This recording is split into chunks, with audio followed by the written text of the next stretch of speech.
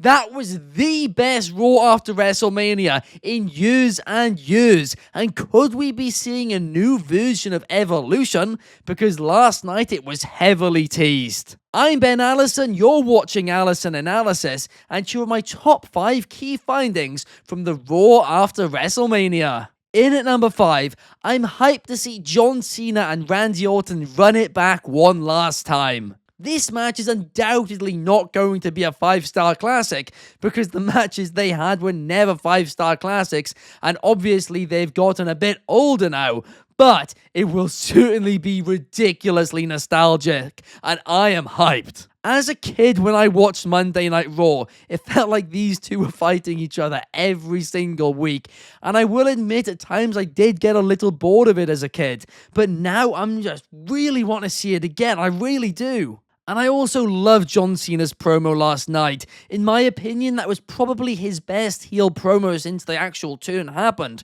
And I am a lot more hopeful now after that segment compared to how I was coming out of night 2. And the counting down the dates part was absolute genius. Seriously, whoever thought of that, great job. And I hope every week when he comes down, before his music hits, they just show that on the Titantron for a few seconds. And you just see the dates counting down every single time, creating a sense of urgency to get that championship off him. I'm excited for this Cena heel run, and like I said at the start, Cena Orton isn't going to be a 5-star classic, and quite frankly, I don't think we are going to see any absolute banger matches out of John Cena at this point, unfortunately. But from a storyline perspective, I think this is going to be a ridiculously fun, 6 to 9 months? 8 months, that's the one. In at number 4, I'm so happy Rusev is back, but the way he returned was so random.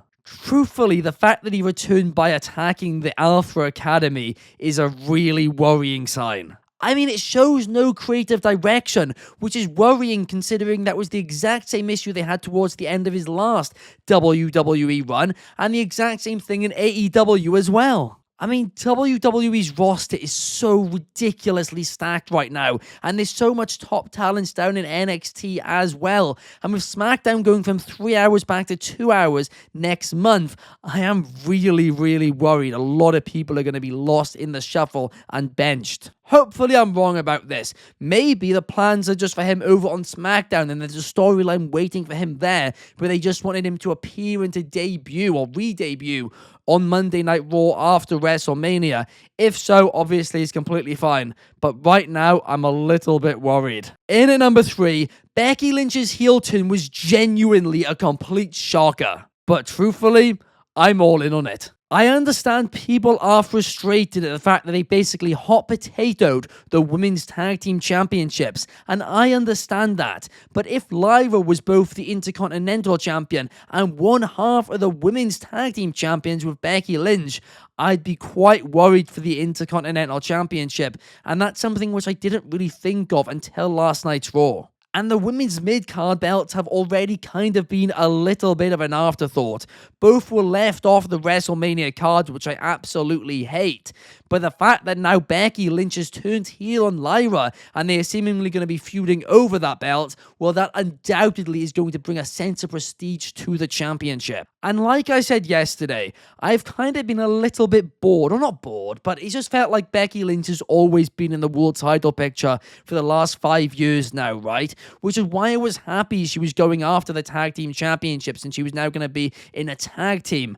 But her going after the Intercontinental Championship is actually a direction I think I do prefer, or at least is as good, because it is new, and like I said, it will bring prestige to those championships. But the one critique I will say is WWE really need to establish some more women's tag teams for Liv and Raquel, because right now that division has suddenly become very, very thin, which is ironic because around last summer we were saying how stacked it was now. Right, before we get into the top 2 key findings, if you guys could leave a like and subscribe and a comment on this video, that would be massively appreciated. Here at Wrestling Republic, we create free content every single day and have a live daily stream 7 days a week at 8 PM UK, 3 PM Eastern and 12 PM Pacific. I hope to see you guys there. Thank you so much for watching. In at number 2, are WWE creating a modern day evolution with Paul Heyman, Bron Breakker, and Seth Rollins?